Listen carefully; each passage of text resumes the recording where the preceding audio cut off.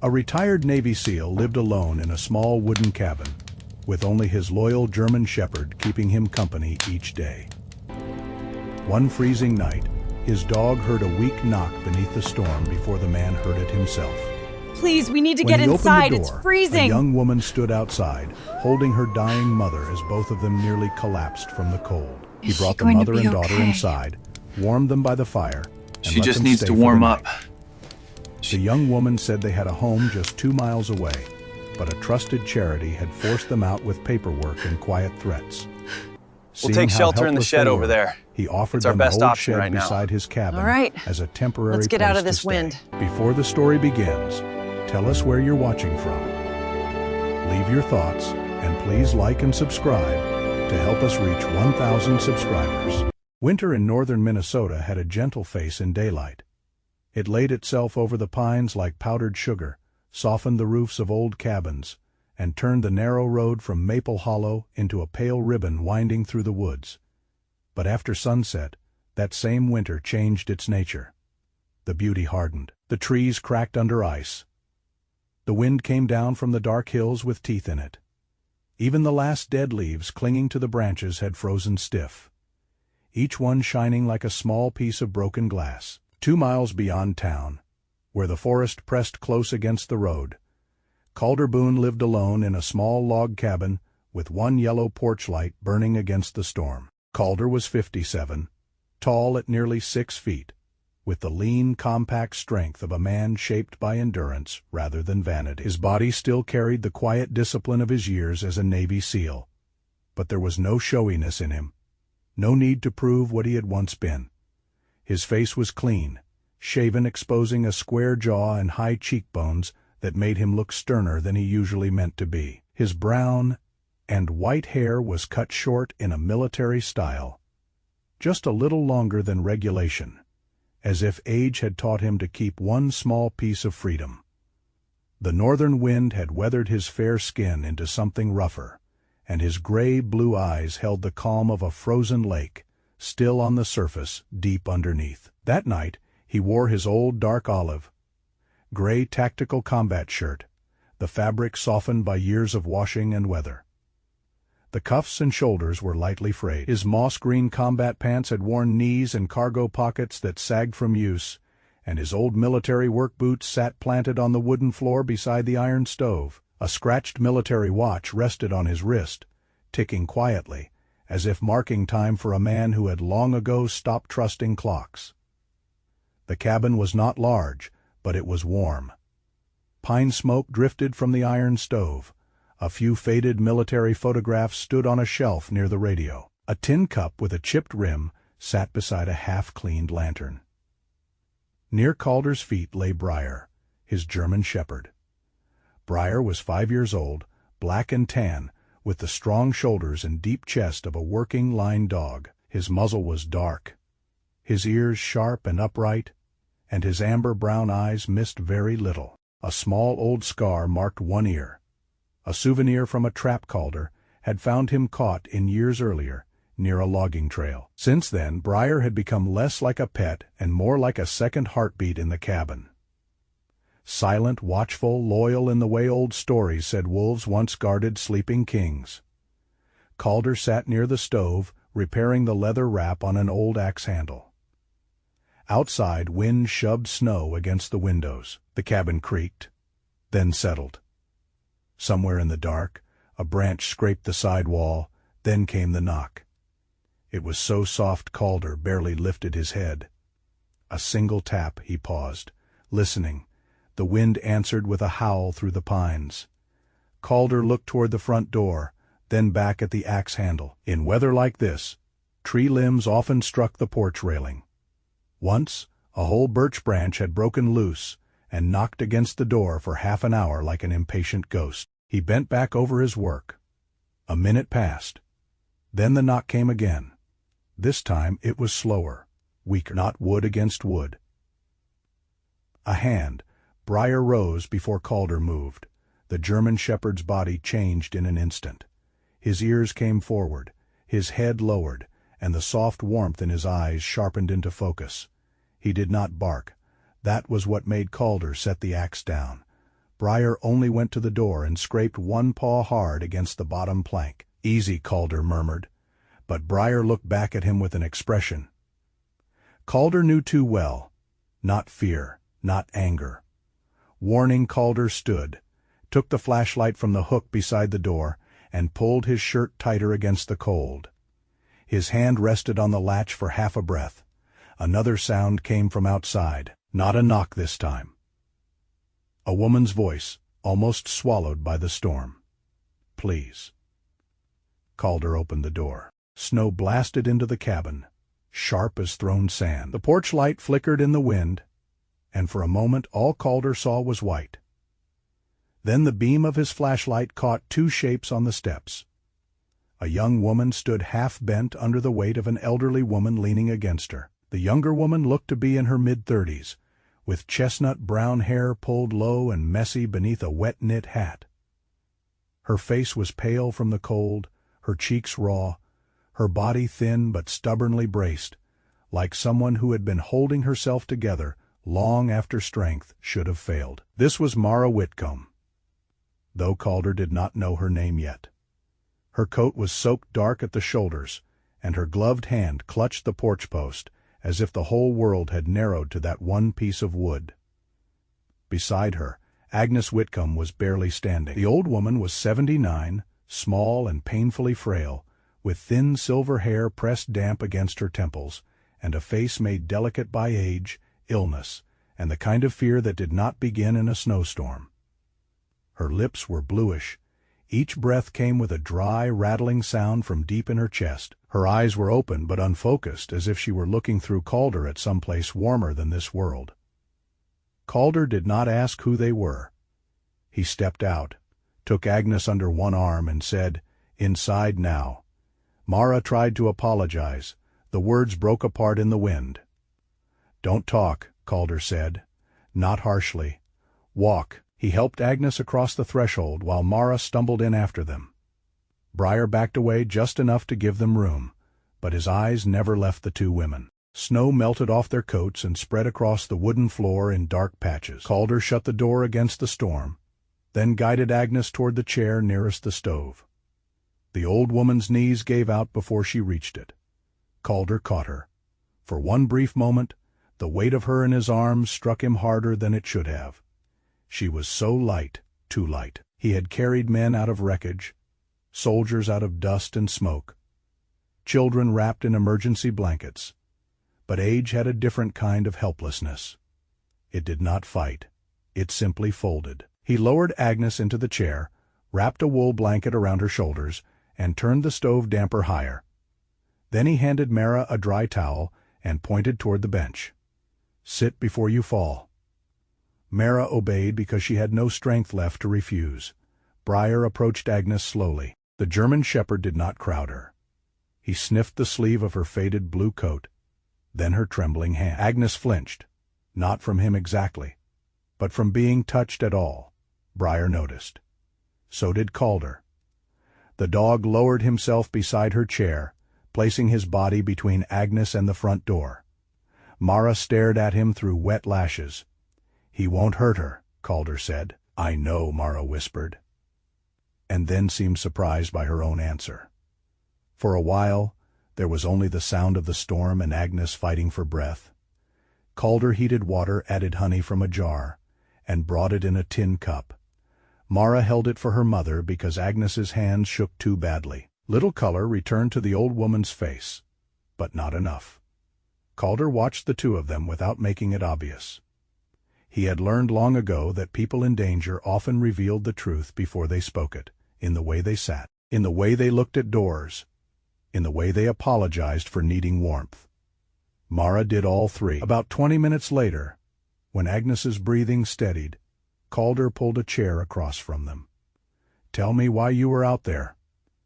Mara looked down at the cup in her hands. Her fingers were still trembling. "We have a house," she said. Calder waited. "At the end of Mill Creek Road, small yellow one with the maple tree out front." Her voice cracked slightly. "My father built the back porch before he died. My mother taught school in Maple Hollow for 31 years. Everybody knows that house. Agnes closed her eyes at the mention of it. Mara swallowed. This afternoon, people from Winter Hearth came. They said the house had been marked unsafe for winter occupancy. They said the heating system could poison my mother. They said because of her lungs, she couldn't stay there another night. Calder's expression did not change, but something in his eyes cooled. Winter Hearth Initiative, he knew the name. Everyone around Maple Hollow did. They handed out blankets, firewood, medicine vouchers. They put smiling photographs in the town paper every December. No one freezes alone. That was their slogan. Mara continued, the words coming faster now, pushed by shame and exhaustion. They said if I refused, they'd have to report me for neglecting an elderly parent. They had papers. They had a tablet with my signature. I thought I was signing for firewood and medicine last week. Just assistance forms. Vivian Crowell said it was routine. At the name, Agnes made a small sound. Briar lifted his head. That was the moment Calder felt the air in the room change, not because Mara had said anything impossible, because the dog had heard something beneath the name. Briar's ears tilted forward, and a low vibration moved through his chest. Not a growl for attack, but the sound he made when he recognized danger from a distance. Then he leaned closer to Agnes, pressing his shoulder gently against her leg. Agnes's thin hand moved without thought and rested on his head. Her breathing eased. Calder looked from the dog to the old woman, and a memory rose in him uninvited. A rescue flare seen too late through Alaskan snow. A little glove found beside a collapsed research tent. The awful silence after men stopped shouting orders. He pushed it down, but not before it left its mark. What happened after they removed you? He asked. Mara wiped her face with the heel of her hand. They gave us a voucher for a motel in town, said it was temporary. When we got there, the clerk said the voucher expired last week. I tried calling the Winter Hearth number, but my phone died. The roads were disappearing. Mom couldn't breathe right. She looked toward the window, where snow clawed at the glass. I saw your porch light through the trees. Calder said nothing for several seconds. He had listened to liars in interrogation rooms. He had listened to frightened men pretending to be brave, and brave men pretending not to be frightened. Mara did not sound like either. She sounded like a woman who had lost everything, and still believed she had to be polite about it. You can stay tonight, he said. Mara's face tightened with relief, so sudden it looked almost painful. We don't want to trouble you. You already did, Calder replied. She looked stricken. He reached for another blanket and added, that's what doors are for. For the first time, Mara almost smiled. It did not last, but it was there. Calder helped Agnes to the small room beside the kitchen. It had a narrow bed, a quilt folded at the foot, and a window facing the dark trees. Mara tried to insist on sleeping in the chair, but Calder brought in another blanket and pointed to the floor mattress stored against the wall. Briar followed Agnes to the doorway and lay down across the threshold. You don't have to let him stay, Mara said softly. Calder looked at the dog, then at Agnes, whose hand had relaxed for the first time since she entered the cabin. I don't think he's asking me. The storm deepened after midnight. Calder did not sleep. He sat in the main room near the front door with the flashlight on the table and the stove glowing red behind him. Every now and then, he heard Mara whispering to her mother. Once, Agnes coughed so hard Calder nearly stood, but then Briar shifted, and the old woman quieted. Outside, the snow erased every track leading to the cabin. By morning, no one would know how close Mara and Agnes had come to vanishing in that white dark. Calder looked through the frosted window toward the hidden road to Maple Hollow. For years, he had told himself danger lived in places like mountains, rivers, war zones, and storms. Places where a man could point to the threat and name it. But tonight, as Briar guarded the sleeping women and the porch light burned against the blizzard, Calder understood something colder. This time, the danger had not come from the forest. It had come from town, wearing a kind smile, carrying paperwork, and calling itself charity. Morning did not arrive in Maple Hollow so much as it seeped through the storm. The sky beyond Calder Boone's cabin turned a pale, bruised blue, the kind of color winter wore after a long night of violence. Snow covered everything. The porch rail, the woodpile, the narrow path to the old shed, even the low stone wall near the edge of the trees. The forest stood still beneath its frozen weight, every pine branch bent like an old man's shoulder. Inside the cabin, the stove had burned low but steady. Calder had not slept more than an hour. He sat near the kitchen table with a tin cup of coffee cooling between his hands, watching the gray light gather on the floorboards. Briar lay by the door to the small guest room, not fully asleep, one amber-brown eye opening whenever Agnes coughed. Mara Whitcomb was already awake. She moved carefully, as if afraid the floor itself might accuse her of taking up too much space. Her chestnut brown hair had dried in uneven strands around her tired face, and the pale bruising beneath her eyes looked darker in the morning light. At 34, Mara had the worn grace of a woman who had learned to be both daughter and parent too early. Her body was slim from work, not delicacy. Her hands were reddened and rough from laundry soap, cold water, and years of doing what had to be done before anyone could ask if she was tired. She folded the blanket Calder had given her into a careful square. Then she folded it again. Smaller Calder watched without speaking. People did that when they intended to leave before being asked. In the little room beyond the kitchen, Agnes Whitcomb tried to sit up. The effort bent her thin body forward and brought a coughing fit out of her chest that sounded dry and deep, like paper tearing in a closed room. Mara hurried to her mother's side. "I'm all right," Agnes whispered, though even the whisper seemed to cost her. Agnes was 79, small-boned and fragile, in a way that made every movement look borrowed. Her silver hair, thin and soft, had been combed back by Mara's fingers sometime before dawn. Her face held the gentleness of a schoolteacher who had spent decades lowering her voice so frightened children could hear kindness before correction. Yet there was something else in her eyes that morning.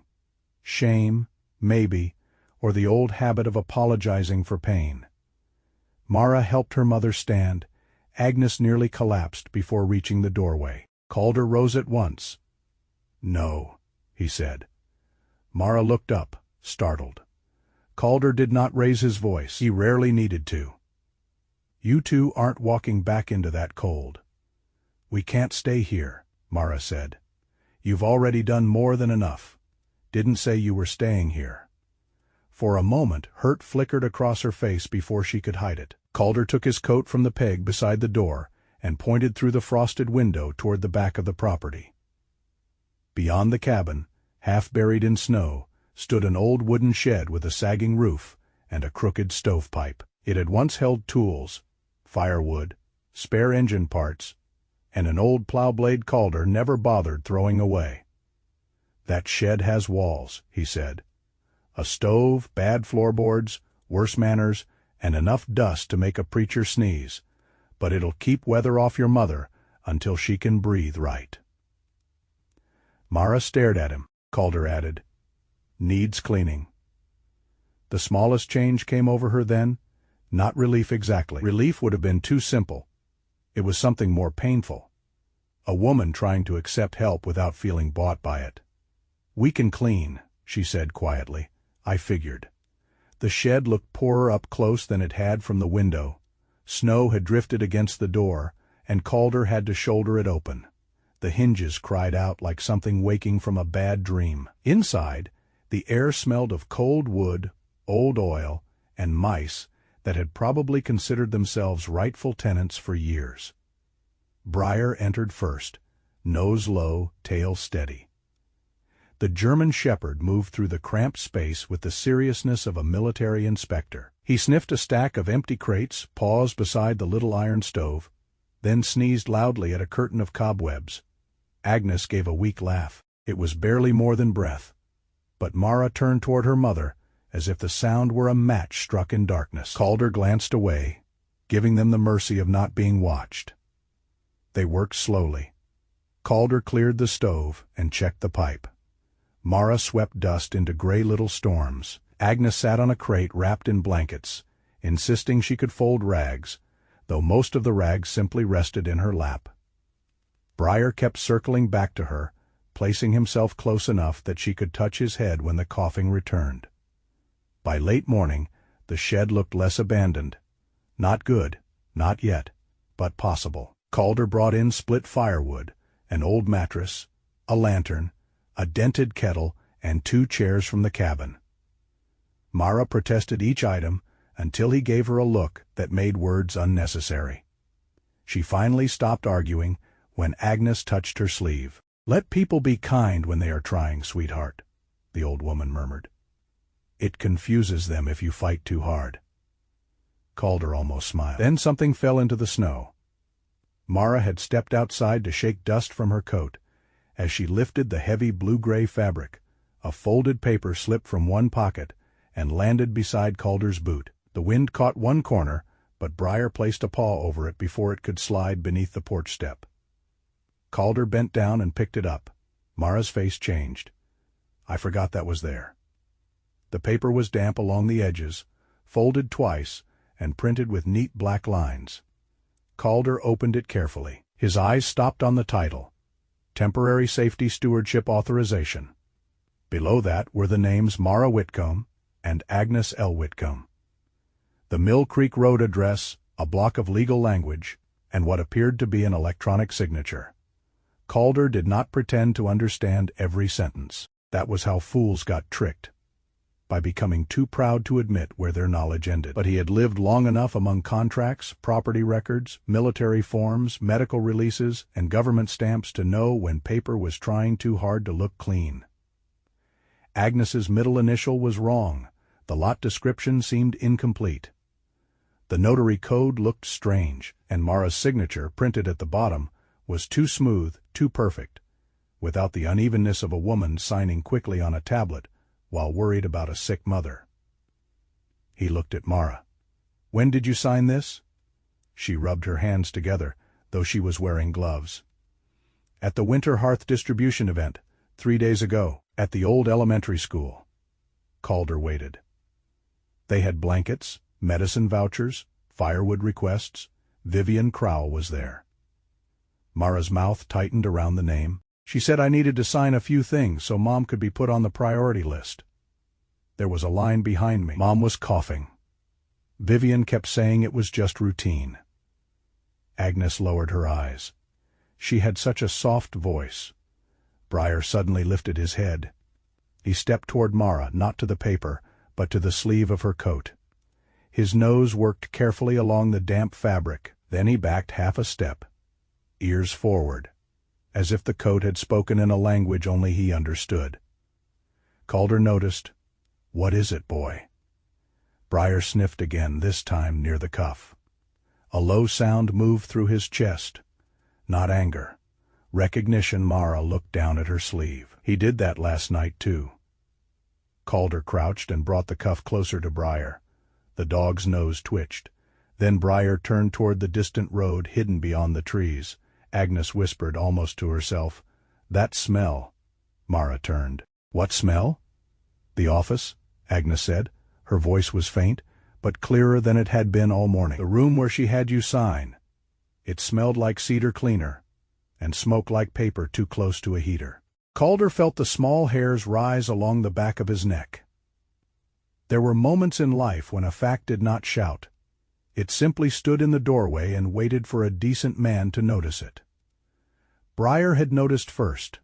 The dog pressed his nose once more to Mara's sleeve, then walked to the shed doorway and stood facing Maple Hollow. Snowlight framed his black and tan body. He did not bark. He did not move. He simply stared toward town, toward something none of them could see yet. For one strange second the old shed seemed to hold its breath. Calder remembered a chaplain from his Navy years saying that justice rarely arrived like thunder. More often, it came like a dog hearing a sound beneath the wind. Like an old woman remembering a smell, like a paper falling out of a pocket at the right time. Then Agnes began coughing again, and the spell broke. Calder folded the paper and placed it inside a dry envelope from his kitchen drawer. He did not say what he suspected. Suspicion was not evidence. anger was not law, and men who rushed in with only rage often handed clever criminals the very escape they needed. He went to the old wall phone beside the pantry and dialed a number he had not used in nearly 8 months. Tessa Rourke answered on the 4th ring. "Tessa?" Calder said. There was a pause. "Calder Boone," came the woman's voice, dry as kindling and twice as sharp. "Either you're dying, arrested, or about to ask me for something unpleasant. I've got a paper I need you to read. Congratulations, literacy has reached the woods. It involves an old woman losing her house." The humor left her voice. Tessa Rourke arrived that afternoon in a salt-stained Subaru with one cracked headlight and no patience for ceremonial greetings. She was 59, tall in a narrow, severe way, with silver-gray hair cut to her jaw and eyes that looked as though they had cross. Examined half the sins in Minnesota and found them poorly organized. Years as a Navy legal officer had given her a controlled voice, but grief had sharpened it further. Her husband, a combat medic, had died after a veterans' benefits dispute dragged too long through offices full of polite delays. Since then, Tessa had treated paperwork the way Calder treated loaded weapons, with respect, suspicion, and both hands steady. She came into the cabin, accepted no coffee, removed her gloves, and read the document at Calder's table. Mara stood near the stove with her arms wrapped around herself. Agnes rested in the chair beside the fire, Briar at her feet. Tessa read the first page once. Then again. Then she took out a pair of thin reading glasses and read the fine print. "This doesn't prove a crime by itself," she said at last. Mara's shoulders dropped. Tessa looked up. "But it smells like one." Calder glanced at Briar. "That makes 2 of you." Tessa ignored him. She tapped the page. "This language gives Winter Hearth temporary stewardship over the property during a declared vulnerability period. That's vague enough to be abused. The notary information is sloppy. The lot description is incomplete. And this signature line." She turned the paper toward Mara. "Did you see this exact page on the tablet?" Mara's face went pale. "I don't know. There were so many pages." Vivian kept scrolling. Tessa nodded, unsurprised in the saddest possible way. That's how they do it when they don't want a person to remember what they agreed to. Agnes raised a trembling hand. She said Mara could be reported. Tessa turned toward her gently. "Who said that?" "Vivian," Agnes swallowed. "She said the house was unsafe, said if Mara refused to cooperate, someone might decide I was being neglected." Her eyes filled, not with tears exactly, but with humiliation. "I was cold. I was coughing. I thought maybe it was my fault." "No," Tessa said. The word was quiet, but it landed like a nail driven straight. "No, Mrs. Whitcomb. That was not your fault." Agnes closed her eyes. Tessa opened her laptop and began searching public records through a legal database. The cabin filled with the small clicking of keys, the stove's sigh, and the wind pressing its shoulder against the walls. After several minutes, Tessa leaned closer to the screen. "There's a trust connected to Winter Hearth," she said. "Hearthline Property Trust. They've been listed as temporary property steward on multiple small homes around Maple Hollow." "How many?" Calder asked. Enough that I don't like the answer yet. Mara sat down slowly. Tessa kept reading. "Elderly owners, medical hardship, winter safety transfers.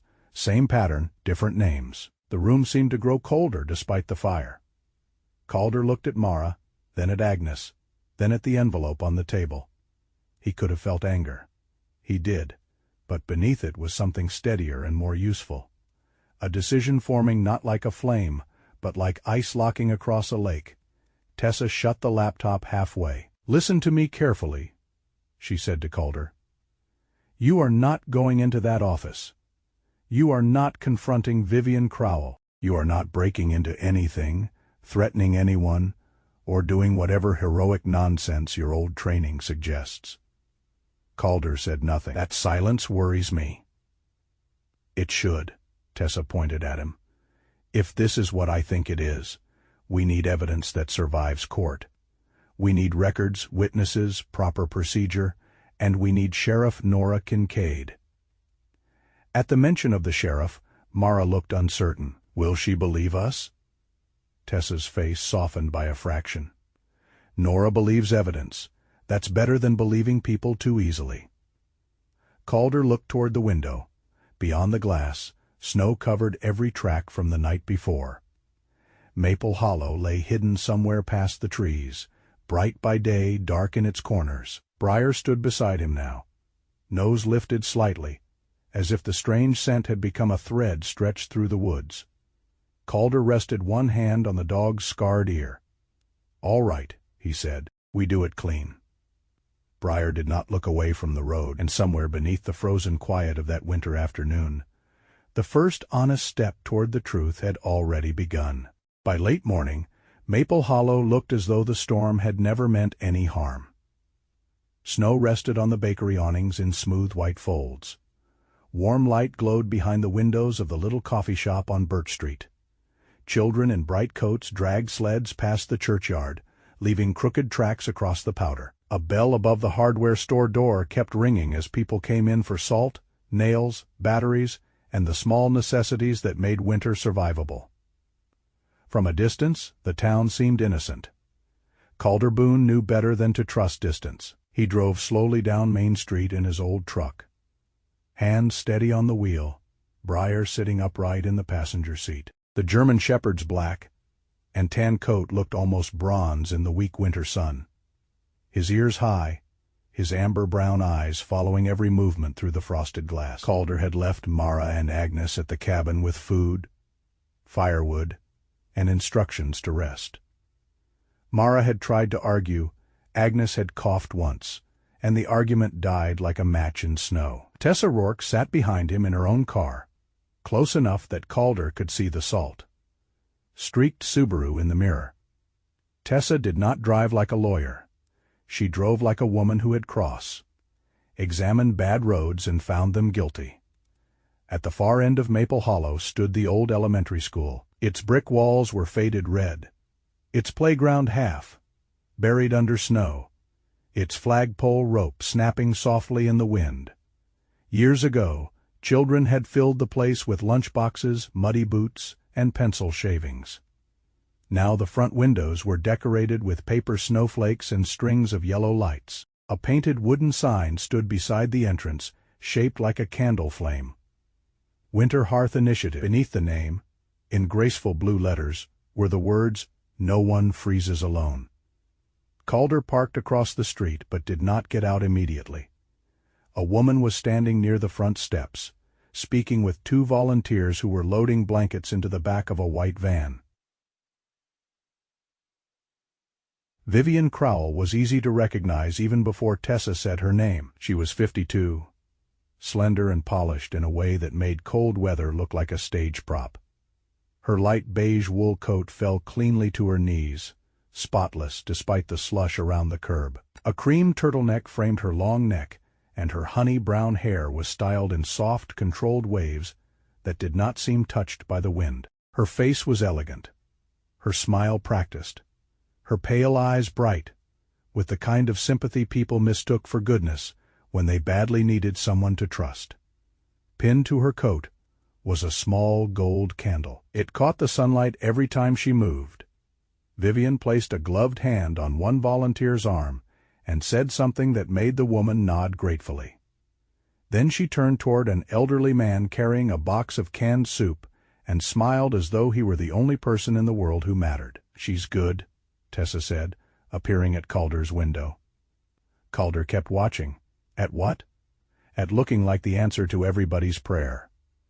Briar made no sound, but his body had gone still. That stillness bothered Calder more than a bark would have.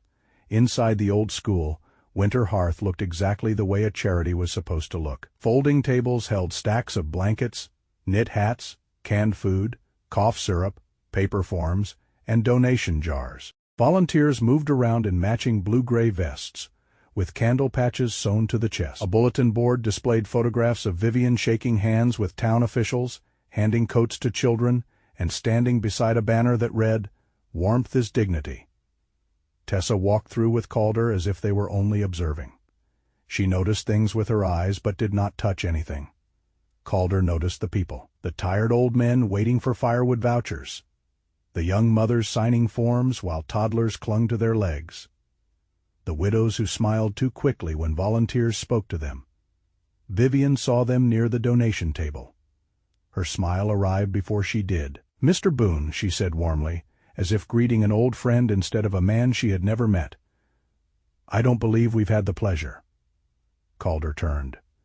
Up close, Vivian's kindness had no warmth in it. It was perfect, but so was a porcelain cup, Calder Boone. "Of course, the gentleman from the North Ridge. I've heard you do repair work for some of our older residents." She extended a hand. Her glove was pale leather. "That is generous work." He shook her hand once. "Depends who asks." Her smile deepened by a fraction. And this beautiful dog, Briar, stood beside Calder's left leg, calm but alert. Briar. Vivian lowered her hand slightly, as if inviting the dog to sniff her glove. Briar did not move. A small pause opened. Vivian recovered smoothly. Very disciplined. "I admire that." Tessa stepped forward then, saving Calder from the sort of silence that became a weapon too soon. "Tessa Rourke, legal consultant." Vivian's eyes shifted to her, a softer smile, a sharper one beneath it. "How wonderful. Are you volunteering with us?" "Not today. Pity. We can always use capable hands." "I'm sure you can." For 1 second, the two women looked at each other without blinking. Vivian, polished and glowing. Tessa, severe in winter. Dry if kindness had a mirror, Calder thought. It might have looked like that. One side real, one side painted. They left without confrontation. Outside, Tessa waited until they reached the truck before speaking. "She knew who you were." Calder opened Briar's door. "I never told her." "No," Tessa said, "you didn't." The next stop was the sheriff's office. It occupied a narrow brick building between the post office and a shuttered barber shop inside. The air smelled of coffee, floor cleaner, and old paper. A plastic Christmas tree stood crooked in the corner. Behind the front desk, a deputy looked up from a sandwich and waved them through. Sheriff Nora Kincaid met them in her office. Nora was 48, compact and strong, with the kind of practical build that came from shoveling her own driveway, carrying her own gear, and not trusting other people to do hard things for her. Her dark brown hair, touched with a few silver strands, was tied low at the back of her neck. Her face was square and serious, with weather-reddened skin and gray-brown eyes that did not waste movement. She wore a dark navy winter sheriff's jacket over a thermal shirt, duty pants, black boots, and a badge that looked less like decoration than responsibility. She stood when they entered, but did not smile. "Tessa." "Nora." That was the greeting of two women who respected each other too much to waste time. Nora's eyes moved to Calder. "Mr. Boone." Sheriff then to Briar. "Dog stays calm. Calmer than most people." Nora looked at the German shepherd for another second. "That's not hard around here." Tessa placed the paper from Mara's coat on Nora's desk, followed by printed property records she had gathered that morning. She explained the situation without drama. Mara's electronic signature, the unsafe occupancy claim, the expired motel voucher, the trust connected to several small homes, the suspicious pattern of elderly or medically vulnerable residents being displaced. Nora listened without interrupting. That was one thing Calder respected immediately. She did not believe too fast. She did not dismiss too fast either. When Tessa finished, Nora leaned back in her chair. "This is concerning," she said. "It is not enough for a criminal warrant." Calder's jaw tightened. Nora saw it. "I understand you don't like that answer." "I like answers that keep old women from freezing." "So do I." Her voice stayed level. "But if I move on a respected charity with one disputed document and a frightened family's account, Vivian's attorney will bury this office under complaints before lunch.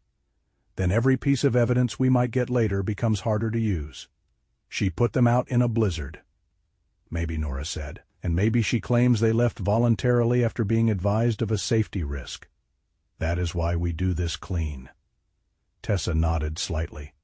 "That's what I told him." Calder gave her a look. Nora continued, "I'll verify the motel voucher. I'll check whether any official safety inspection was filed on the Mill Creek house. I'll send a county welfare worker to speak with Mrs. Whitcomb and document her medical condition. And I'll pull the public property records on Hearthline." Calder's anger did not leave, but it found a wall to lean against. "What about Vivian?" "I do not want you near her office again without me knowing," Nora said. Tessa turned toward Calder with a satisfied look. He ignored it. Nora's gaze softened by 1 degree. "My father almost signed away his pension to a man in a church basement who promised him tax relief. I know what respectable predators sound like, but knowing and proving are not twins." That sentence stayed with Calder on the drive back. By afternoon, the cabin had warmed again. Mara was in the shed, trying to make the place livable, sweeping dust from corners and stacking firewood where Agnes could reach it. Agnes sat near the little stove wrapped in quilts, her breathing still rough but steadier. When Nora arrived with a county welfare worker, Mara went stiff with fear. The welfare worker was a small man named Leonard Pike, probably in his early 60s, with thinning gray hair, round glasses, and a careful, nervous kindness.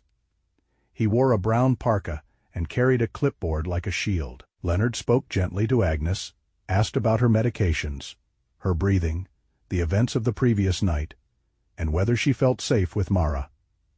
Agnes looked at her daughter, then at Calder, then down at Briar. The dog had positioned himself beside her chair again. Not touching. Just present.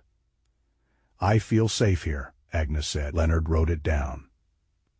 When he asked about Winter Hearth, Agnes's fingers tightened in the quilt. Briar rose immediately and stepped between the chair and the door. Nora noticed. She did not write anything. She only watched. Agnes whispered, "Vivian said Mara could be taken from me." Not in those exact words. Polite people never use the cruel words first. Mara's eyes filled. Nora crouched slightly so she was closer to Agnes's level. "The paper's moving too fast. I remember Mara asking if she could read them later, and Vivian saying delay could affect my priority status." Nora's face did not change, but Calder saw her eyes sharpen. Agnes closed her eyes. "And my recorder." Mara turned. "Mom, my little recorder," Agnes said. "For my pills, I set it by the kitchen window because I was recording the reminder for my evening medicine." Mara's face went pale. Agnes opened her eyes, and for the first time since Calder had found her on the porch, something like purpose entered them. "It was on," she whispered. "I think it was on when Vivian came." The shed seemed to grow still around them. Briar stepped closer to Agnes and placed his dark muzzle gently against her knee. No one spoke for a moment. It was not proof. Not yet. It was not rescue. It was not justice. But it was a small light, hidden in an old woman's memory, flickering where everyone else had assumed only fear remained. Nora stood slowly. "Where is the recorder now?" Agnes's expression folded with worry. "In my kitchen, I think, at Mill Creek." Mara shook her head. "The house is sealed." "By whose authority?" Nora asked. "Winter Hearth?" Nora looked at Tessa. Tessa's mouth formed the faintest, coldest smile. "That is a very interesting question." Nora asked Leonard to finish his welfare report and told Mara not to contact Winter Hearth directly. Then she stepped outside with Calder and Tessa, where the snow creaked beneath their boots. "I can request an emergency welfare inspection of the Whitcomb property," Nora said. "If the house was marked unsafe without a legitimate county inspection, I have grounds to look at that." Calder looked toward the shed window. Through the glass, Briar was still beside Agnes, keeping watch like a soldier, guarding the last candle in a ruined chapel. Nora followed his gaze. "That dog always do that?" "With people who need it." She nodded once, not as a sheriff. but as someone who had seen enough pain to recognize an honest response to it before dusk. A county vehicle delivered a letter to Calder's cabin. It was printed on winter hearth letterhead, the candle logo shining at the top in soft blue ink. The language was graceful, careful, concerned. Winter Hearth had been informed that Mara Whitcomb and her medically vulnerable mother were staying at an unregistered private outbuilding in unsafe winter conditions. The organization was deeply concerned and willing to assist in relocating them to a more appropriate care environment. It also warned that failure to cooperate could require additional reporting to relevant agencies. Calder read it once, then he read it again. Mara stood beside the stove, face drained of color. Agnes sat very still. Even Tessa, who had stayed for coffee she claimed not to want, said nothing for several seconds. Calder folded the letter along its original crease and set it on the table. Briar stood by the front door. A low sound moved in the dog's chest. Not loud, not wild, just enough to remind everyone in the room that some wolves did not need to show their teeth. Some had learned to write letters in a kind voice. The road to Mill Creek had not been plowed clean. Sheriff Nora Kincaid drove first, her county SUV pushing through the gray. White ruts left by a handful of trucks that had passed before dawn. Behind her came Calder Boone's old pickup, with Tessa Rourke seated beside him and Briar standing alert in the back seat. His black and tan body braced against every slow turn. The German shepherd did not whine or bark. He only watched the road ahead with the stillness of a creature that understood something waited at the end of it. The Whitcomb house stood at the far bend of Mill Creek Road, small and pale yellow beneath a weight of snow. A low fence leaned along the front yard, half buried. A maple tree rose beside the porch, its bare limbs silvered with ice. There was nothing grand about the place. It was the kind of house people passed without noticing, unless they had once been loved inside. A chipped birdbath sat under the kitchen window. Dead mint stems poked through a wooden planter near the steps. A rocking chair, wrapped in frost, waited beside the front door as if someone had stood up only yesterday and promised to come back. Calder stepped out of the truck and looked at the house for a long moment. He had seen abandoned buildings before. This one was different. It did not look abandoned. It looked interrupted. Nora climbed from the SUV, her dark navy sheriff's jacket zipped high against the wind.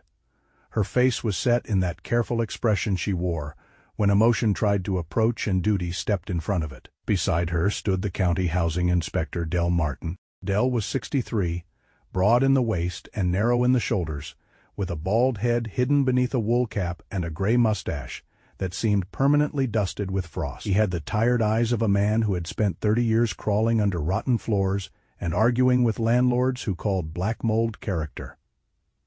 He carried a metal clipboard, a flashlight, and the quiet irritation of someone who disliked being lied to by buildings almost as much as by people.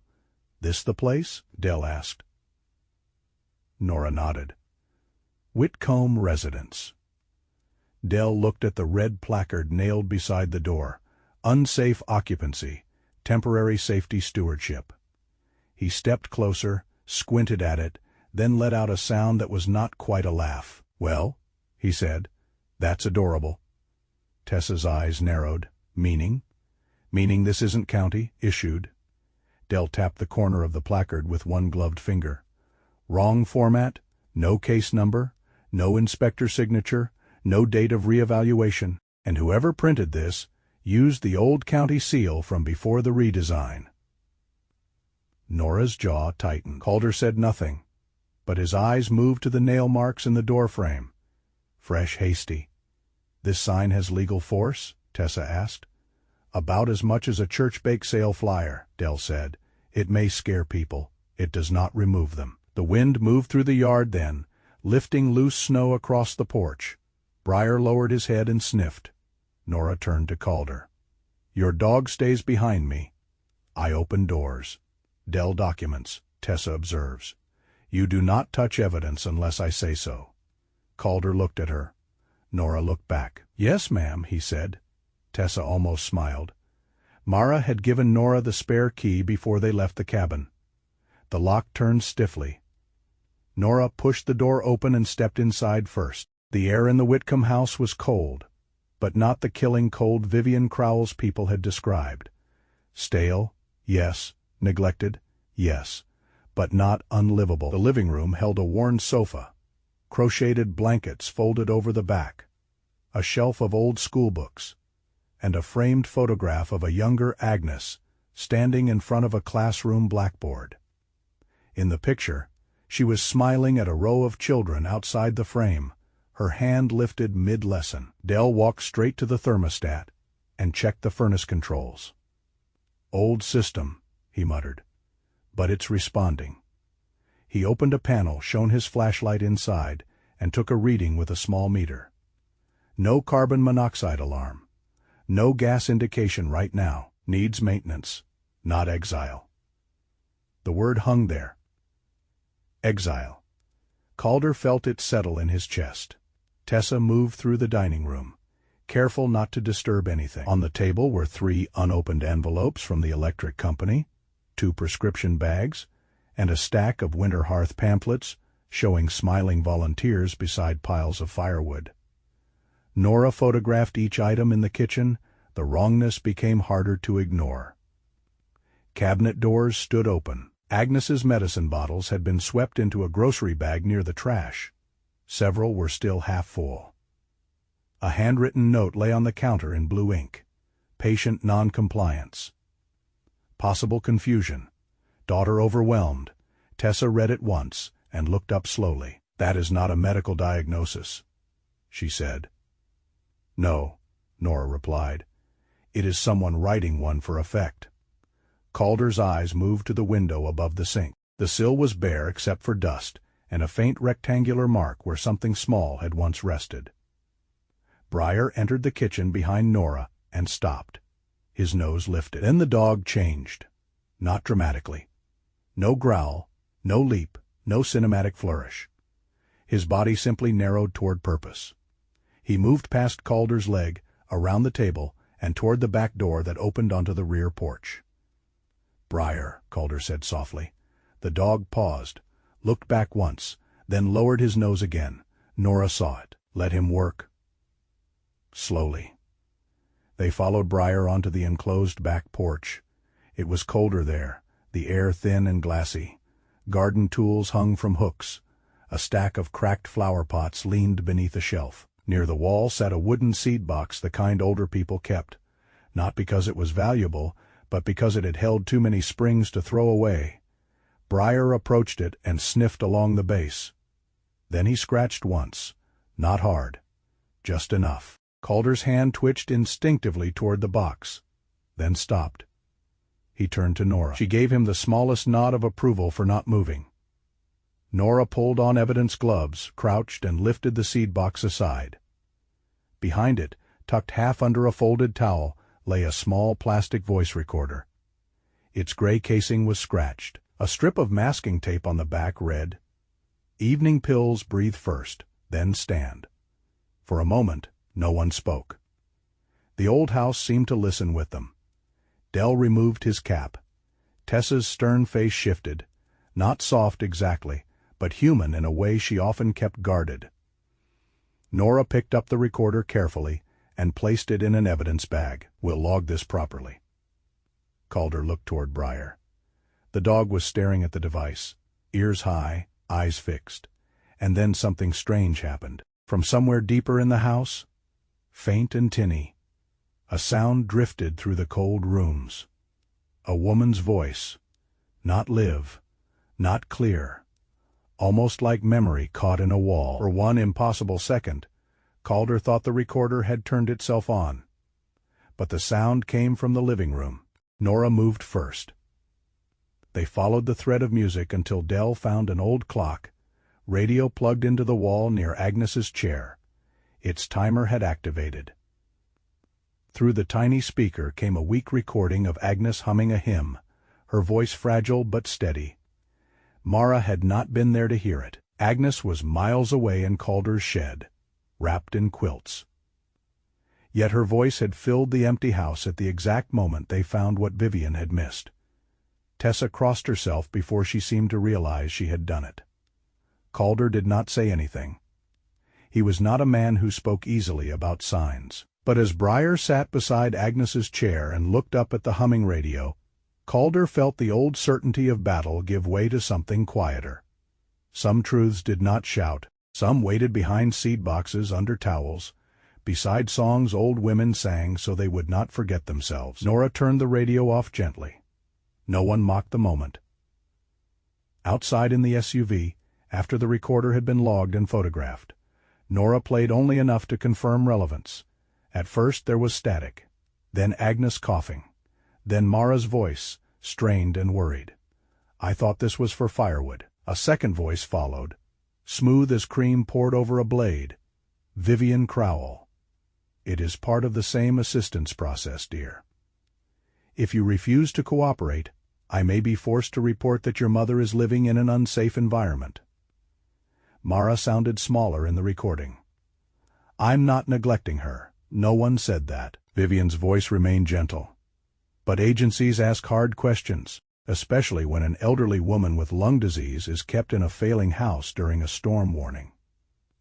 Agnes could be heard breathing in the background, then Vivian again. "You want what is best for her, don't you?" Tessa closed her eyes. Nora stopped the recording. The SUV fell silent except for the heater fan. "That changes things," Nora said. "It proves coercion?" Calder asked. "It supports it," Tessa corrected quietly. "It becomes stronger with the document, the false placard, the medication notes, and any pattern involving other homeowners." Nora nodded. "Then we look for the pattern." By late afternoon, Nora had pulled preliminary records from the county system. Tessa worked beside her at the sheriff's office, comparing names, addresses, dates, and transfers. Calder waited near the front window with Briar, hating the fluorescent lights and the smell of burnt coffee. The first name that matched the pattern was Ruth Bellamy. Nora found her in a rented room behind a closed laundromat on the south side of Maple Hollow. Ruth was 81, a small woman with white hair pinned in a loose knot and hands that trembled even when folded. Her cardigan was tan and worn shiny at the elbows, her olive coat hung too large on her narrow shoulders, and her pale blue eyes carried the embarrassed sorrow of someone who had apologized too many times for being harmed. She had once owned a little white house near the creek road, but Hearthline Property Trust had taken temporary stewardship of it after Winter Hearth helped her apply for a heater grant. "I signed something wrong," Ruth said, sitting on the edge of her narrow bed. "That's what they told me. I told my nephew I was sorry. I told him getting old had made me careless." Tessa sat across from her, voice low. "Mrs. Bellamy, did you understand that you were giving anyone control over your home?" Ruth looked at her hands. "No," she whispered. "I thought I was getting a heater." Her eyes filled, but she did not cry. Perhaps she had cried all she could. "I thought the fault was in my memory." That sentence struck the room harder than shouting. Even Nora looked away for a moment. Calder stood near the door with Briar at his side, feeling the anger in him settle into something more durable than fury. Vivian had not only taken houses, she had taught old people to mistrust the last safe place they owned, their own minds. By evening, Nora had enough to move beyond concern.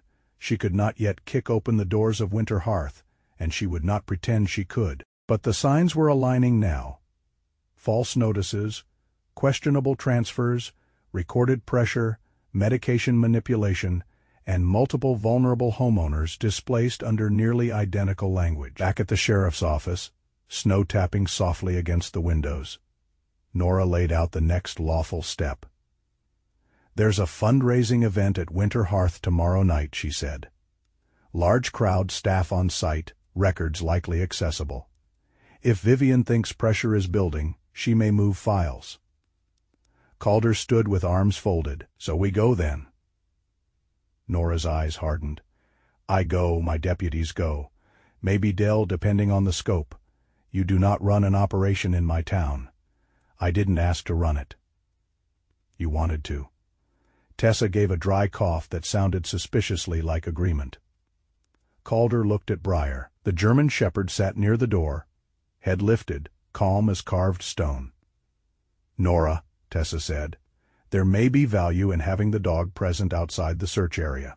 Not as evidence, as assistance. He tracked the same environmental scent at the house. If storage boxes or clothing have the same contamination, cedar oil, smoke residue, it may help direct attention. You still collect, you still decide." Nora considered this. Then she pointed at Calder. "No weapons displayed, no locked doors touched, no confrontation. If I say stay, you stay. If I say the dog moves only when allowed." Calder nodded once. He had spent his younger years believing speed saved lives. Sometimes it did. But age had taught him another truth. Sometimes the door to justice did not open for the strongest man. Sometimes it opened for the patient one who waited while the law found the key. "All right," he said. "Law goes first." Briar rose then and came to his side, pressing his shoulder against Calder's leg. Outside, Maple Hollow glowed under a soft fall of snow, all warm windows and white rooftops. The kind of town people wanted to believe was innocent. Inside the sheriff's office, the recorder sat sealed in an evidence bag, small, scratched, almost forgotten, but still holding a voice that had refused to disappear. By 6 o'clock, the old elementary school glowed like a lantern in the snow.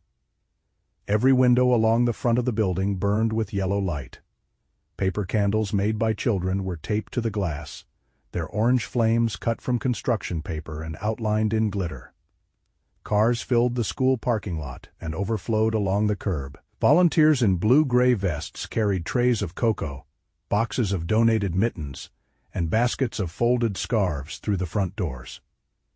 Above it all, the painted sign of Winter Hearth Initiative swayed lightly in the wind. No one freezes alone. Inside, the gymnasium had been transformed into something soft and almost holy. Strings of warm bulbs crossed the ceiling. A small stage had been built beneath a banner that read Winter Candle Night. A choir from the Methodist Church sang old carols near the folded bleachers, their voices rising gently over the murmur of townspeople. Children walked carefully with paper lanterns. Elderly couples sat at tables decorated with pine branches and white candles that ran on batteries, because the fire marshal had, for once, won an argument with sentiment.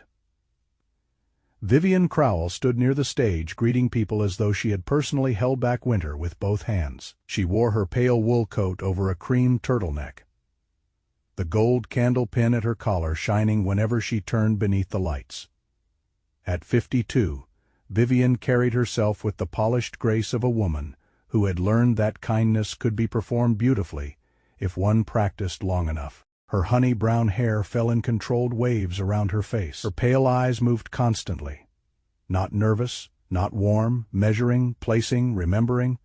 She held both hands of an old man from the hardware store and told him how brave he had been after his wife's death. She leaned close to a young mother and promised more firewood vouchers before the next freeze. She smiled for photographs. From the doorway, Calder Boone watched her without expression. He stood beside Sheriff Nora Kincaid, Tessa Rourke, 2 deputies, and Briar. Calder's old dark olive, gray tactical shirt looked out of place among church sweaters and holiday coats, but he did not seem embarrassed by it. His clean-shaven face was still, jaw set beneath weathered skin, gray blue eyes fixed on the woman with the candle pin. Briar stood at his left side, black and tan coat brushed but still rugged from the snow outside. The German shepherd's ears were up, his body controlled. He did not lunge, he did not growl, but the air around him seemed tighter, as if the dog had already found the storm hidden inside the warm room. Nora had brought 2 deputies. Deputy Miles Harlan was 39, broad through the shoulders with a dark buzz cut, a trimmed mustache, and the steady posture of a man who had spent years breaking up bar fights without enjoying any of them. He was quiet, loyal to Nora, and careful with his hands. Deputy Ann Lyle was 31, lean and sharp, eyed with black hair tied under her winter cap, and a calm face that made people underestimate how quickly she noticed details.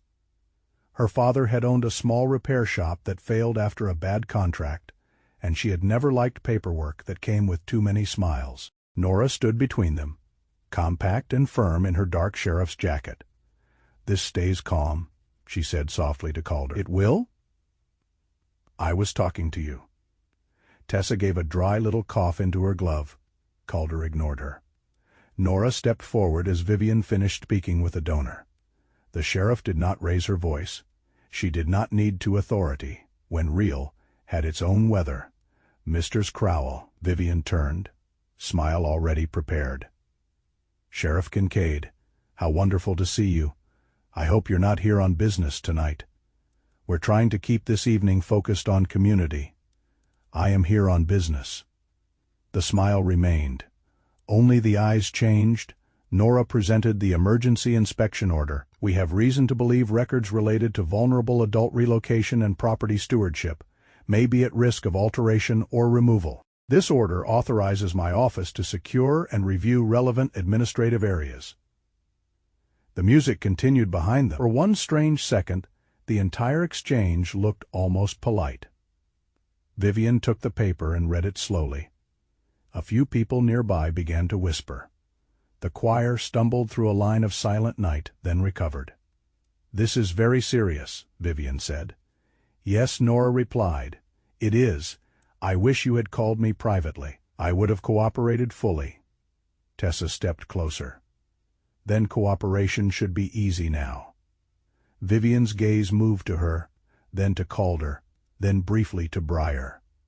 "Mr. Boone," she said, voice softening with just enough pity to poison the room. "I worry this situation may have become emotional for you. I understand isolation can make a man vulnerable to certain stories." Calder did not answer.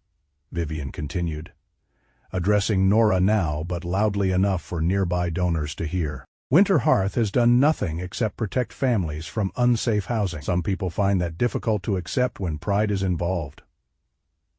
A woman near the cocoa table murmured, "Vivian helped my sister last year." Another man said, "This can't be right." Nora folded the inspection order back into her folder. "We'll start with the administrative office and storage rooms." Vivian's smile thinned. "Those files contain private medical and financial information. They'll be handled under seal. This is unnecessary." "No," Nora said, "it is procedural." That word did what anger could not. It gave Vivian no clean surface to strike. They moved through a side hallway while the event continued in the gymnasium. Nora led, followed by Miles, Anne, Tessa, Calder, and Briar. Vivian walked beside them, still composed, still graceful. But now her hands were clasped too tightly at her waist. The school hallway smelled of floor wax, cocoa, wool coats, and something faint beneath it all. Briar noticed first. His nose lifted. Calder saw the change and said nothing until the dog's ears angled toward a narrow corridor behind the old cafeteria. Nora noticed too. "What?" Calder kept his voice low. "He's catching something." Vivian laughed lightly. "Old buildings smell strange, Sheriff, especially during winter events." Briar took one step toward the corridor. Calder did not let him move farther. He looked to Nora. Nora nodded to Deputy Anne. "Check it." Anne opened the door at the end of the corridor. A set of stairs led down into the basement. Cold air rose from below, carrying the smell more clearly now. Cedar oil disinfectant, damp cardboard, and the burnt edge of paper too close to heat. Briar's body went still. Not like before this time, something in him softened. He lowered his head, not toward danger, but toward the stairwell, and made a quiet sound Calder had only heard once or twice before, a low, grieving whine. Calder looked down at the dog. "What is it, boy?" Briar did not look at him. The German shepherd stared into the basement, as if something down there was not merely hidden, but ashamed. Even Nora paused. It was not a door slamming open. It was a trained, disciplined dog suddenly grieving at the threshold of a storage room, as if his nose had found not just smoke and cleaner, but fear left behind by every old person who had signed a paper while someone smiled at them. Vivian's voice came from behind them. "Sheriff, I really must insist that my staff be present for any review of sensitive materials." Nora looked down the stairs. "Then let's find your staff." They descended into the basement. The old lower level had been used for storage since the school closed. Metal shelves lined the walls. Cardboard boxes sat in rows, each labeled in neat blue marker: blankets, intake forms, medical priority, housing safety, fuel assistance. A furnace hummed behind a closed door at the far end. Near it stood a young man holding a blue file box in both hands. He froze when he saw them. Ethan Vale was 26, tall but slightly stooped, as if apology had become part of his posture. His sandy brown hair was cut short but untidy, and his face was pale under the fluorescent lights. He wore a blue-gray winter hearth jacket over a gray hoodie, dark jeans, and a staff badge clipped crookedly to his chest. He had the look of a decent person who had stayed too long in a bad room and no longer knew where the door was. "Ethan," Vivian said, with warning wrapped in sweetness. His hands tightened around the box. Nora stepped forward. "Set that down." Ethan looked at Vivian, then at Nora, then, strangely, at Briar. The dog had not growled. Briar simply stood at the bottom of the stairs, amber eyes fixed on him, not accusing, not threatening. Watching, Ethan's mouth trembled. "I was just moving files," he said. "Where?" Nora asked. "To storage." Deputy Miles opened the furnace room door. Inside, beside the old boiler, sat 2 black trash bags filled with shredded paper and a metal bin holding ash-gray scraps curled from heat. Nora's face hardened. "What kind of storage is that?" Ethan closed his eyes. Vivian stepped forward. "Sheriff, Ethan is young. He may not understand our disposal process." Ethan opened his eyes then. Something broke in them. "No," he said. The word was small, but it cut clean through Vivian's voice. Vivian turned toward him. "Excuse me," Ethan swallowed. "No, I understand it now." The basement seemed to shrink around them. Nora moved closer. "Ethan, what are those files?" He lowered the blue box onto a table. His hand shook so badly the cardboard scraped against the wood.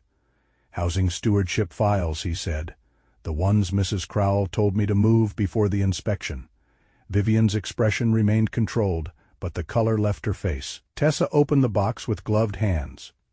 Inside were folders labeled with names: Mara Whitcomb, Agnes Whitcomb, Ruth Bellamy, Oscar Field, June Pritchard, Alma Green. Each folder contained intake forms, printed electronic signatures, medical vulnerability summaries, housing safety notices, and stewardship transfer documents. Several had sticky notes attached in Vivian's handwriting. High-value parcel, near resort corridor. Delay family contact. Daughter emotionally unstable. Owner memory concerns. Deputy Ann photographed every folder. Calder read the notes without touching them. His face did not change, but his eyes went colder than the snow outside. Vivian spoke softly. "These are internal assessments. They can be easily misunderstood." Ethan gave a bitter, frightened laugh. "That's what you told me the first time."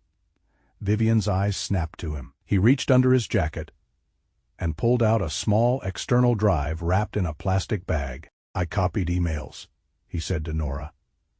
"Not everything." "Enough. Hearthline, the development company in Duluth. The list of homes they wanted before spring." Nora took the drive carefully. "Why didn't you come forward sooner?" she asked. Ethan looked toward the furnace room. "My sister has leukemia. Winter Hearth paid one of her hospital bills." His voice cracked. "I thought that meant they were good. Then I saw Mrs. Bellamy crying in the hallway because she thought she'd signed away her house by being old and stupid. She wasn't stupid." He looked at the box. None of them were. For a moment, no one moved. Even the music upstairs seemed far away. Vivian stepped toward Ethan then, her voice still calm but now stripped of warmth. "Give me that bag." Nora moved. "Do not." Vivian reached anyway, not violently enough to look like an attack, but fast enough to grab at the folder on top of the box. Papers slid. A folder fell open across the floor. Names scattered at Briar's feet. The German shepherd stepped between Vivian and Ethan with a low, controlled growl. His body lowered, not to attack, but to block. Calder's hand came down gently on Briar's neck. Steady. Briar obeyed, though every muscle in him held. Nora stepped in front of Vivian. "Mrs. Crowell, you are done touching evidence." The mask slipped then, only for a second. Vivian's face tightened with something ugly and frightened before the polished charity woman returned. "You are making a terrible mistake," she said. Nora looked at the folders. The furnace ash. Ethan's shaking hands, and the dog standing guard over names that had nearly vanished. "No," she replied. "I think we finally stopped making one." Upstairs, the choir began another carol. Downstairs, Nora ordered the basement sealed. Deputy Miles radioed for additional units. Deputy Ann began logging boxes. Tessa stood over the open files like a watchman at a graveyard, reading each name as if refusing to let it disappear again. Ethan sat on an old chair, elbows on his knees, crying quietly into his hands. Calder stayed beside Briar. The dog's growl had faded. He looked tired now, older somehow, as if guarding human sorrow took more strength than chasing any enemy through snow. By the time Nora escorted Vivian upstairs for questioning, the gymnasium had gone quiet. Donors stood beside tables of cocoa. Children held their paper lanterns without swinging them. Volunteers stared as deputies carried boxes from the administrative hallway. One elderly woman saw the name on a folder label and covered her mouth. Another man whispered, "That was my aunt's house." Vivian walked through the room with her head high, but no one applauded now. No one took photographs. The gold candle pin still shone at her collar, bright and useless. Outside, snow continued to fall. The candles inside the school still glowed, but for the first time that winter, their light did not feel warm. It felt like something had been exposed. By morning, the town of Maple Hollow was no longer talking about the weather. Snow still lay thick on the roofs. The sidewalks still had to be shoveled. The old church bell still rang at 9, like it had for 100 winters. But something had shifted beneath the ordinary sounds of the town. People moved more slowly past the old elementary school. They looked at the sealed doors of Winter Hearth Initiative, and then looked away, as if shame might be contagious. The night before, those same doors had been surrounded by music, cocoa, paper lanterns, and smiling donors. Now yellow evidence tape crossed the administrative entrance. The painted candle sign still hung by the steps. "No one freezes alone." In the gray morning light, the words looked different. Sheriff Nora Kincaid had been at her desk since before sunrise. Her dark hair was pulled tighter than usual, silver strands catching the fluorescent light above her office. The skin beneath her gray, brown eyes looked tired, but the eyes themselves were sharp and awake. Nora was not a woman who enjoyed being right about ugly things. She treated truth the way a surgeon treated a wound, carefully, without celebration, because the work mattered more than the blood. Tessa Rourke sat across from her at a folding table borrowed from the break room. The table was covered with sealed copies of files, printed emails, property records, and handwritten notes taken from the Winter Hearth basement. Tessa had removed her coat, rolled up the sleeves of her dark sweater, and pinned her silver-gray hair behind one ear. She looked less like a lawyer now, and more like a weary priest of paperwork, sorting sins into piles that could survive court. Deputy Ann Lyle photographed each document before it was logged. Deputy Miles Harlan carried file boxes from the evidence room to the table. His broad shoulders hunched under the weight. No one joked. Even the coffee went cold without complaint. Ethan Vale sat in a small interview room down the hall. He had slept little. His sandy brown hair stuck up in places, his face pale with fear and exhaustion. At 26, he looked younger than he had in the basement, as though confessing had stripped away the false adulthood that came from wearing a staff badge. Nora had allowed him a cup of coffee and a blanket, not because she trusted him fully, but because guilt did not need to be made colder to become useful. When Ethan spoke, his voice shook at first, then steadied. Vivian had trained volunteers to use gentle phrases. not threats. Never threats. At least not words that sounded like them. Just a routine form. Signing today helps us prioritize care. We cannot protect your family without proper authorization. If you refuse assistance, county agencies may have questions. Ethan explained how vulnerable residents were categorized: elderly, widowed, medically fragile, isolated, behind on utilities, living near targeted development routes. Intake forms from blanket drives and firewood programs were scanned into Winter Hearth's database. Then, if a property looked valuable, Hearthline Property Trust became involved. The word temporary appeared everywhere. Temporary stewardship, temporary relocation, temporary safety authority, temporary medical vulnerability period. Tessa looked up from the transcript and said quietly, "Temporary is a beautiful word when someone wants to steal slowly." Nora did not answer. She was reading a list of names: Mara Whitcomb, Agnes Whitcomb, Ruth Bellamy, Oscar Field, June Pritchard, Alma Green, Daniel Price, Edna Wilkes. The list was longer than anyone wanted. At Calder Boone's cabin, Mara sat at the small kitchen table with both hands wrapped around a mug she had forgotten to drink from. Her chestnut brown hair was tied low, but loose strands had fallen around her face. Anger had changed her since the night she arrived. Fear had made her smaller. Anger gave her bones back, yet it was not a wild anger. It was the clean, aching fury of a daughter realizing her mother's suffering had not been an accident. Agnes rested near the stove in a chair Calder had moved close to the heat. The old woman wore a quilt over her knees, and a pale blue cardigan Mara had dried by the fire. Her breathing still carried a faint rasp, but her eyes were clearer than they had been. Briar lay beside her chair, his black and tan body stretched across the floor, one ear lifted toward every cough.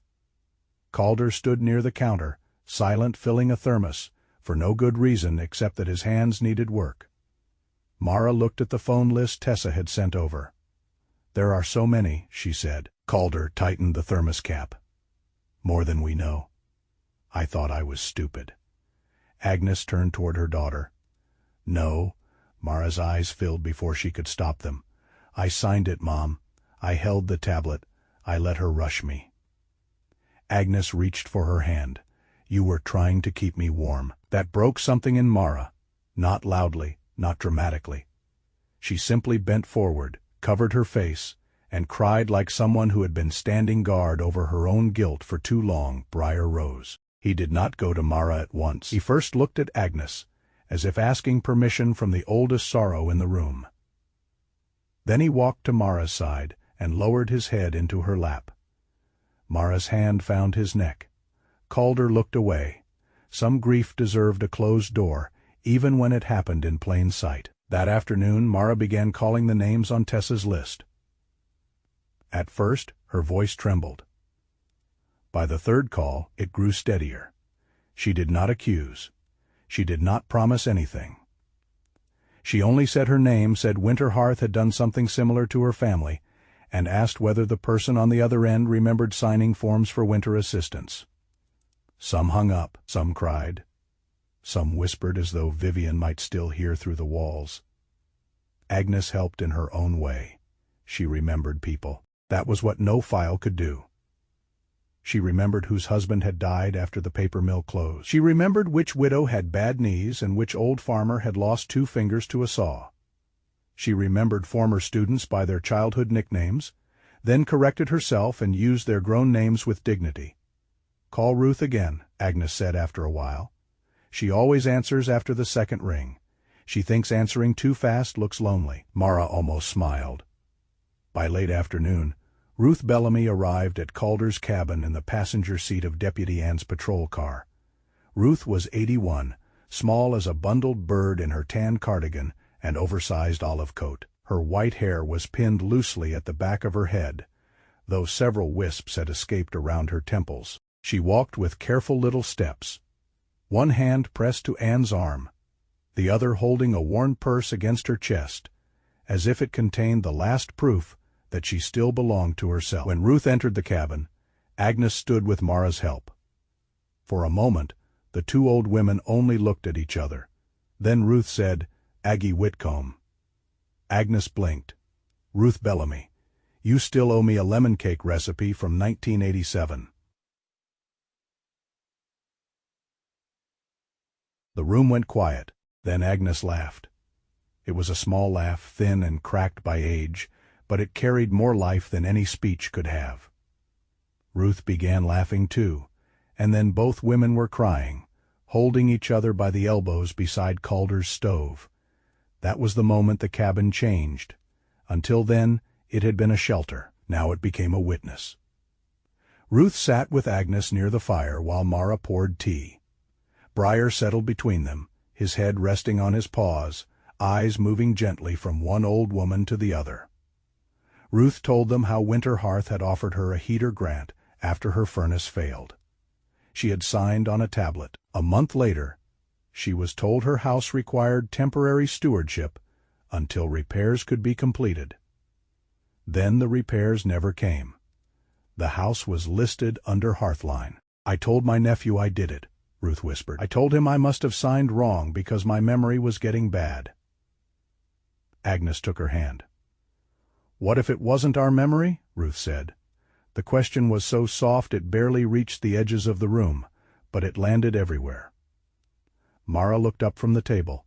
Calder stopped moving by the counter. Even Briar lifted his head. Ruth's pale blue eyes filled with something that was not quite hope yet. Hope would have been too bright, too cruel if it came too soon. This was the smaller thing that comes first, the possibility that shame had been misplaced. Agnes squeezed her hand. "Then we give it back to the people who earned it." Ruth covered her mouth. A shout or a door opening. It came from one old woman, realizing she had not failed her family. From another old woman answering that stolen shame could be returned, and from the silence afterward, where every person in the cabin understood that Vivian Crowell had taken more than property. She had made people doubt the sacred record of their own lives. By evening, Maple Hollow was divided. Some townspeople wanted Winter Hearth defended. Vivian had paid for medicines. Vivian had delivered firewood. Vivian had visited funerals and sent cards. Good people struggled to believe that someone who had done visible kindness could also have hidden cruelty behind it. Others began to speak. A retired carpenter said his sister had been moved to a facility 2 counties away after signing forms for roof repair. A grocery clerk remembered Vivian's volunteers taking photographs of an old man's utility bills for assistance processing. A church secretary found donation receipts tied to specific property addresses instead of family names. Vivian's attorney released a statement before sunset. His name was Marcus Vale, a man in his early 50s with silver temples, a smooth brown overcoat, and the soft, deliberate voice of someone who billed by the pause. He stood outside the sheriff's office in front of 2 local reporters and said Winter Hearth had served Maple Hollow with honor. He called the investigation an unfortunate misunderstanding fueled by emotional accusations and incomplete information. He said Vivian Crowell was cooperating fully. Nora watched the clip once on a deputy's phone. Then she turned it off. "Get me the prosecutor." The county prosecutor arrived an hour later. Lena Ortiz was 44, with dark hair cut to her shoulders, olive skin, and eyes so focused they seemed to remove unnecessary words from a room. She wore a long black coat over a burgundy sweater and carried a legal pad marked with color-coded tabs. Her reputation across the county was simple. She did not raise her voice, and she did not miss weak links in a case. Her older mother had spent her final years in assisted living, and Lena had seen enough families confused by documents to understand how cruelty often wore a signature line. After reviewing Ethan's statement, the recorder transcript, the property patterns, the false placard, the medical notes, and the emails from the external drive, Lena did not smile. "This is enough for charges," she said. "Not all of them, not yet, but enough to start." Nora nodded. "What about the public?" Deputy Miles asked. Lena closed the folder. "We do not try cases in the street." "No," Nora said, "but the street is scared." That was why the community meeting was held the next evening at Maple Hollow Church. Not a trial, not a spectacle. Nora made that clear. It was a public safety meeting for anyone who had signed documents with Winter Hearth or Hearthline Property Trust. The church basement filled slowly. Folding chairs scraped against the floor. People kept their coats on because the room was old and the heating pipes clanged more than they warmed. Tessa sat at a table with forms. Lena stood near Nora, listening. Calder stayed along the back wall with Briar, avoiding the center of the room. Mara sat beside Agnes and Ruth in the second row. At first, no one wanted to speak. Then Ruth stood. Her knees shook. Her voice shook worse. "My name is Ruth Bellamy," she said. "I thought I gave away my house because I was old and careless." No one moved. "I told people it was my fault." "It wasn't." A man in the back lowered his head. Then another woman stood. Then a man. Then a widow with red hands and a purse full of folded receipts. Story after story came forward. Not neatly, not legally, but truthfully. A daughter who had blamed her father. A nephew who had stopped calling his aunt because he thought she had sold the family house out of stubbornness. An old veteran who had signed for a wheelchair ramp and lost access to his barn. Mara did not stand at first. Her hands were clenched in her lap. Then Agnes coughed gently. Briar rose from the back wall and walked down the center aisle without command. No one stopped him. The German shepherd came to Agnes's row and sat beside Mara, his shoulder touching her knee. Mara looked down at him. Then she stood. She did not speak like a victim asking to be pitied. She spoke like a daughter returning something stolen. She told them about the tablet, about the expired motel voucher, about walking through snow with her mother leaning on her, about the porch light 2 miles from town, about Calder opening the door. "I am not telling you this so you hate one woman," Mara said, her voice shaking but clear. "I am telling you because shame kept me quiet for one night. It kept some of you quiet for months, maybe years. But shame belongs to the people who used kindness as bait. It does not belong to us." The room stayed silent. Then someone began to cry, not loudly, just enough to let others breathe. Later that night, Vivian Crowell was formally arrested on initial charges tied to fraud, coercion, falsified records, and exploitation of vulnerable adults. There were no flashing cameras at the moment that mattered. No shouting. No dramatic struggle. Only Vivian stepping out of the sheriff's office without the gold candle pin on her coat. Snow fell softly beneath the streetlights. Across the road, Calder stood with Briar at his side. The German shepherd did not growl. He only watched. As if his work had never been to punish the guilty, only to make sure the truth did not get buried again. Vivian Crowell's arrest did not bring spring. Snow still lay over Maple Hollow. Ice still clung to the gutters. The wind still came down through the pines and found every crack in every old wall. A woman could be arrested before midnight, and by morning an elderly body still needed medicine. A daughter still needed rest, and a stolen house still stood cold at the end of Mill Creek Road. Calder Boone understood that better than most. He had seen men pulled alive from wreckage, who still woke months later with their hands shaking. He had seen houses rebuilt while the people inside them remained broken in quieter places. Rescue, he had learned, was not a single act. It was a door opened, then a floor swept, then a stove lit, then someone staying long enough for the rescued to believe danger was not waiting outside again. So after Vivian was taken in, Calder did not celebrate. He went home, split more wood, and checked the stove in the old shed behind his cabin. Mara Whitcomb and Agnes Whitcomb were still living there.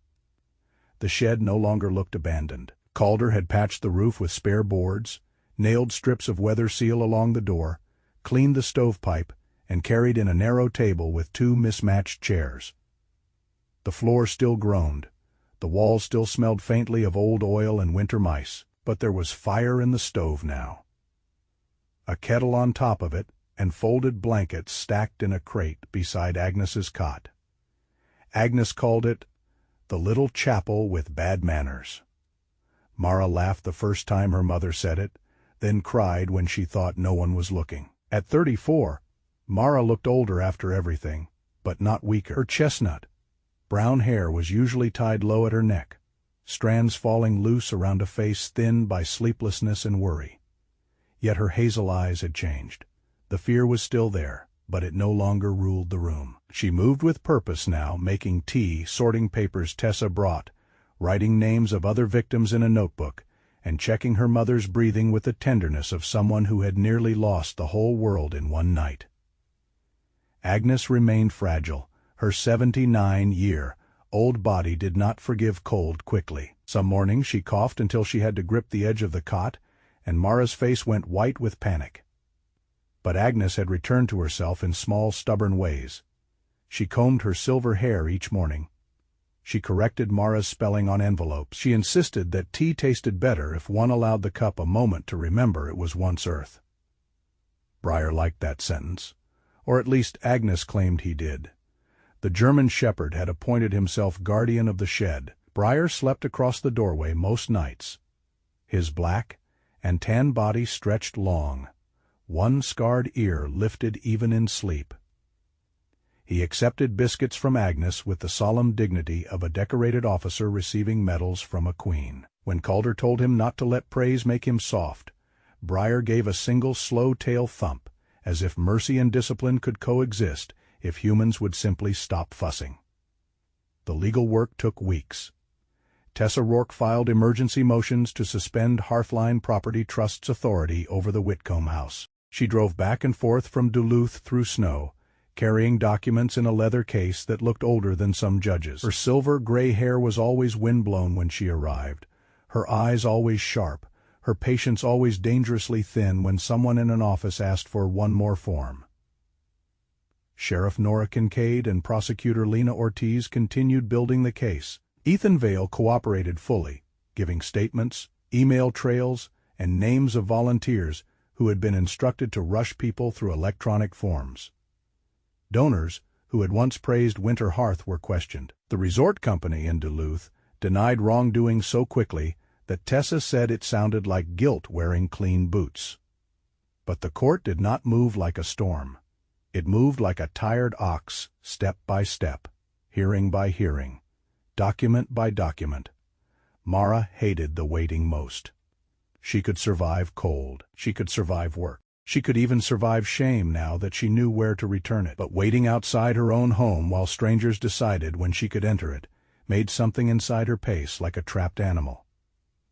One afternoon, when snow had softened into wet flakes and the sky hung low over the trees, Calder found her behind the shed splitting kindling with more force than kindling required. "You keep swinging like that," he said. "The wood's going to press charges." Mara stopped, breath clouding in the air. Then, unexpectedly, she laughed. It came out short, cracked, almost angry at first, but it was laughter. Real laughter, not politeness. Calder looked mildly offended by his own success. "I'm sorry," she said, wiping her eyes. "Don't be joke was better than I meant it to be." She shook her head, the axe hanging at her side. "I keep thinking if I had read slower." "No," the word landed firm. Mara looked at him. Calder's face was clean, shaven stern beneath the gray winter light, the square jaw and high cheekbones making him seem harder than the voice that followed. "You were cold, scared, rushed, and trying to keep your mother alive. Predators don't win because victims are foolish. They win because they choose the moment when decent people are tired." Mara lowered her eyes. From the shed doorway Agnes called, "Listen to him, sweetheart. He has the voice of a man who has lost arguments with himself and finally learned something." Calder glanced toward the shed. "Your mother is becoming difficult." "She was a teacher," Mara said. "She started difficult." That small humor stayed in the cold air longer than either of them expected. A week later, the temporary court order came through. The stewardship authority over the Whitcomb property was suspended pending further review. Hearthline was barred from entering, altering, transferring, listing, or disposing of the Mill Creek house. Mara and Agnes were allowed to return under sheriff supervision. No choir sang, no bell rang. Tessa simply walked into Calder's cabin, set the paper on the table, and said, "Go get your house." Mara covered her mouth with both hands. Agnes closed her eyes. Briar stood up so fast his claws clicked against the floor. Calder drove them to Mill Creek Road that afternoon. The house looked smaller than Mara remembered and sadder than Agnes wanted to admit. Snow had melted from the front steps and refrozen in ridges. The yellow paint looked tired. The porch rail leaned, but smoke stains on the old chimney reminded Calder that houses, like people, could look ruined and still remember warmth. When Mara unlocked the door, she did not step inside immediately. Agnes, wrapped in a thick coat and scarf, reached for her daughter's hand. Together, they crossed the threshold. The house was cold, dusty, and wrong in several small ways. A chair had been moved, drawers had been opened, the curtains smelled of damp, but it was theirs again, even if only by temporary order for now. Sometimes hope came with legal language and a court stamp, wearing no poetry at all. Then Briar walked past them into the kitchen. He sniffed once, circled the small table, and lay down beside Agnes's old chair, as though he had been assigned there by a higher command. Agnes pressed a hand to her chest. "Well," she whispered, "I suppose the house has passed inspection. Not a new danger, not a hidden threat, but the strange grace of a dog claiming a place before the people could fully believe it was safe. Briar, who had guarded the door of the shed, now guarded the heart of the house. And in that simple act, Mara saw what no court order could say plainly. They were not merely allowed back. They were being welcomed by life itself. The days that followed were full of work. Maple Hollow came in pieces, as towns often do when shame finally turns into service. One neighbor brought paint, another brought curtains. A retired plumber fixed the kitchen sink, and refused payment because, as he said, he had charged enough fools in his lifetime. Deputy Ann stopped by with a box of groceries. Del Martin inspected the furnace properly and declared it old, stubborn, and less dangerous than half the men at the bait shop. Ruth Bellamy came slowly up the front walk one morning with a framed photograph wrapped in brown paper. Her hands trembled, but her eyes were clearer than before. The photograph had been recovered from a winter hearth storage box. Mara's father, Agnes, and a much younger Mara standing beneath the maple tree in summer. Agnes held the frame and wept silently. Ruth touched her shoulder. Neither woman said much. They had learned that some sorrow did not need translation. Calder repaired the stovepipe, replaced 2 cracked steps, and patched a gap near the back door where wind slipped in like a thief. He worked in his old olive, gray shirt until the fabric collected sawdust and soot. Mara tried to pay him with the small cash she had saved. He looked at the bills in her hand and said, "Keep it, Calder. Medicine costs money. So does your time. My time is old. It gets cheaper." Mara stared at him. He added, "You can feed me." That evening she made potato soup thick enough to hold a spoon upright. Calder ate 2 bowls and said he had survived difficult missions with less courage. Mara laughed so hard. Agnes accused her of risking the soup. For the first time, the Mill Creek house sounded lived in again. Agnes found the wooden seed box on the back porch. Inside were paper envelopes labeled in her careful teacher's handwriting. Mint, marigold, beans, maple. Most were too old to trust, but one envelope held several dry maple seeds, saved from the tree out front before the deep freeze. She pressed them into Calder's palm before he left. "For your cabin," she said. "I live in the woods. Trees are not in short supply. Not grateful ones." He looked at the seeds, then at her. Agnes smiled. "Plant them anyway." By the end of the month, Nora announced a winter document review program at the church. Seniors could bring contracts, assistance forms, medical authorizations, and property letters before signing anything. Tessa gave the first talk. She stood beneath the church basement lights, severe and unsentimental, and told a room full of elderly residents, "Do not sign when you are cold. Do not sign when you are afraid. Do not sign when someone tells you there is no time to read." No one applauded at first. They wrote it down that mattered more. Other cases began to reopen. Ruth's house entered review. Oscar Field's niece called from Wisconsin. June Pritchard's son apologized to his mother in the back row of the church and cried into his gloves like a boy. Winter Hearth's candle sign was removed from the old school. For a while, the blank space it left looked like a missing tooth. Spring did not arrive all at once. It came in hints. A drip from the porch roof, a softening edge of snow along the road, bird tracks near the woodpile. One late afternoon, Calder knelt beside the porch of his own cabin and planted one of Agnes's maple seeds in a patch of dark soil where snow had finally pulled back. Briar stood beside him, supervising. Then the dog began digging 6 inches away. "Not there," Calder said. Briar dug with more confidence. "You have no idea what you're doing." Briar paused, looked at him, and sneezed dirt onto Calder's boot. Calder sighed. "That's your legal argument." The dog wagged his tail once, from the ridge. Calder could see the faintest curl of smoke rising miles away from the direction of Mill Creek Road. Mara and Agnes were home. Not healed completely, not safe forever in the childish sense people wished for, but home, with a stove burning and a door that opened from the inside. As evening settled, Calder sat on his porch in the old chair, his scratched military watch catching the last light. Briar lay at his feet, tired from his failed gardening career. The wind moved through the pines. A branch tapped softly against the porch rail. Calder lifted his head. It was probably nothing. A branch, a squirrel, the ordinary small mischief of an old forest. Still, after a moment, he stood and walked to the door. Briar rose with him, because some miracles did not come with thunder. Some came as a fragile knock in a killing storm. Some came as a daughter too tired to ask twice, an old woman still holding a song in her lungs, a dog who heard fear beneath the wind, and a man who remembered that a closed door can become a grave if no one opens it. Calder turned the porch light on before the dark fully settled. Down in Mill Creek, smoke kept rising, and somewhere between the cabin and the little yellow house, winter finally began to loosen its hand.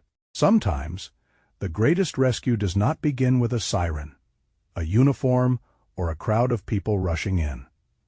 Sometimes, it begins with one small knock in the middle of a cold night. Calder did not save Mara and Agnes because he had all the answers. He saved them because he chose to open the door, listen carefully, and believe the pain that others had ignored. And Briar reminded us of something simple but powerful. Love often notices what the world walks past. This story is a reminder that God's miracles do not always arrive with thunder from the sky. Sometimes they come through a porch light left on. A loyal dog standing guard, a stranger willing to help, or one honest person brave enough to say, "This is not your fault." In our daily lives, there may be someone near us quietly carrying fear, shame, loneliness, or a burden they cannot explain. A neighbor, an elderly parent, a friend who stopped calling, a person who smiles but is barely holding on. Maybe the miracle they are waiting for is not far away. Maybe it begins with us choosing to notice. If this story touched your heart, please share it with someone who needs hope today. Leave a comment and tell us where you are watching from. And if you believe kindness can still change a life, subscribe to the channel for more stories of faith, loyalty, healing, and second chances. May God bless you, protect your family, watch over the elderly and the lonely, and fill your home with peace tonight.